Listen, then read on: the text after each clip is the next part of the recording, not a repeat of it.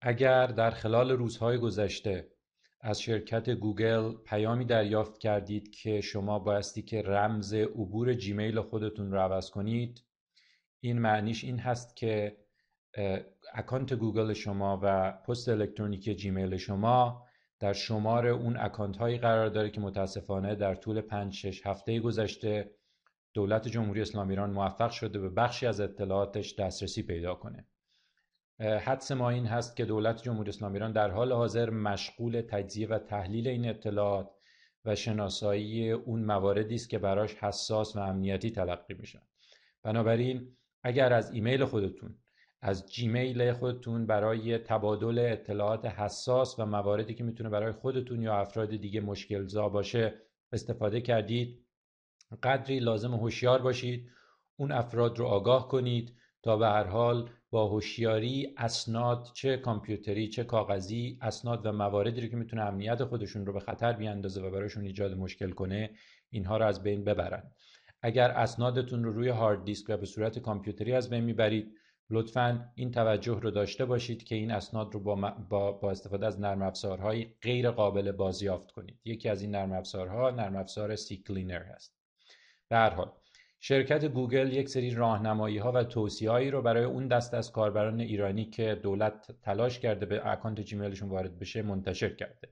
ما در اینجا این توصیه‌ها رو یکی بعد از دیگری ارائه میدیم. لطفاً این ویدیو رو با دقت مشاهده کنید و بعد سعی کنید که قدم به قدم اون چیزی که در این ویدیو پیشنهاد شده روی اکانت جیمیل خودتون وارد کنید. برای این کار اول به اکانت جیمیلتون وارد بشین، پسورد سابق خودتون رو وارد کنید.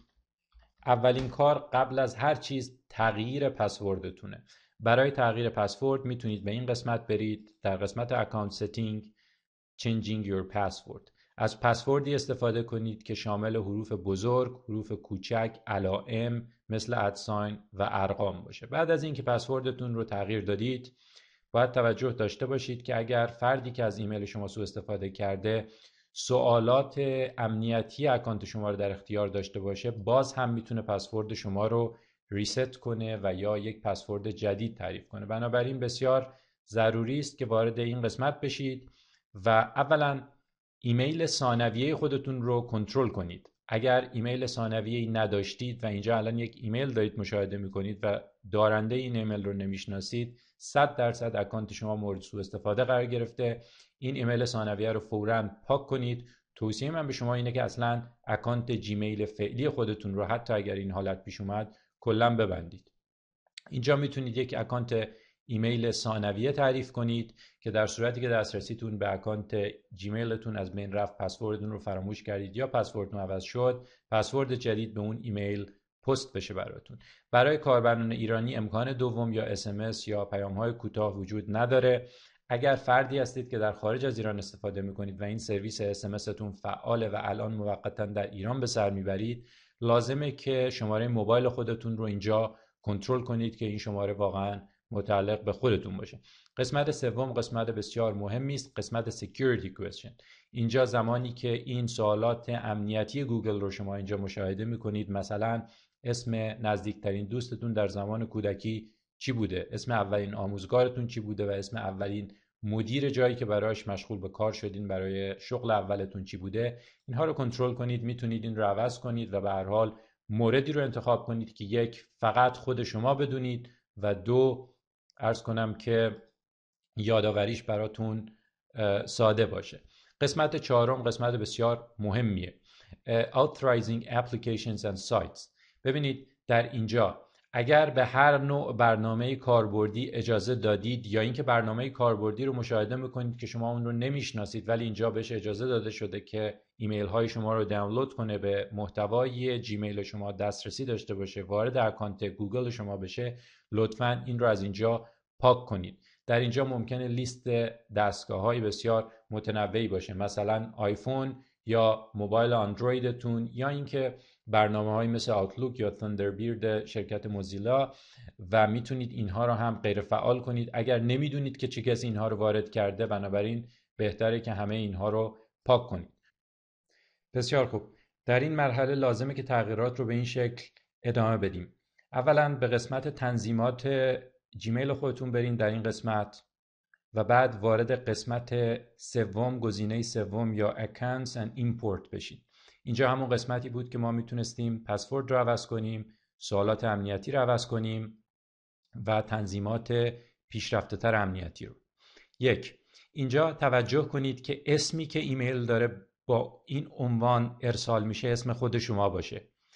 اینها میتونن در اینجا با تعریف یک سری اسامی دیگه ایمیل ها رو به نام دیگری بفرستن و بعد اون فردی که ظاهرا به شما میخواد پاسخ بده به اونها جواب میده. قسمت POP3 یا POP 3 تون رو امتحان کنید. اگر از برنامه‌های مثل آوتلوک استفاده نمی کنید این قسمت رو غیر فعال کنید. قسمت Grant Access to Your Account، این قسمت بسیار قسمت مهمیه. فردی که قصد نفوذ داخل ایمیل شما رو داره با فعال کردن این قسمت میتونه ایمیل آدرس دیگری رو تعریف کنه که به هر حال به همراه شما قادر باشه ایمیل های شما رو دیلیت کنه، ایمیل های شما رو بخونه و حتی پاسخ بده. بنابراین لازمه که اینجا هیچ گزینه‌ای وجود نداشته باشه. اگر اینجا گزینه دیگه وجود داره اون وقته که میتونید این رو دیلیت کنید. 3 تنظیم عمومی بسیار مهم دیگه باقی است. 1. به قسمت لیبل ها یا قسمت دوم برید و توجه کنید که لیبل ها به صورت لیبل های دیفالت گوگل تعریف شده باشه.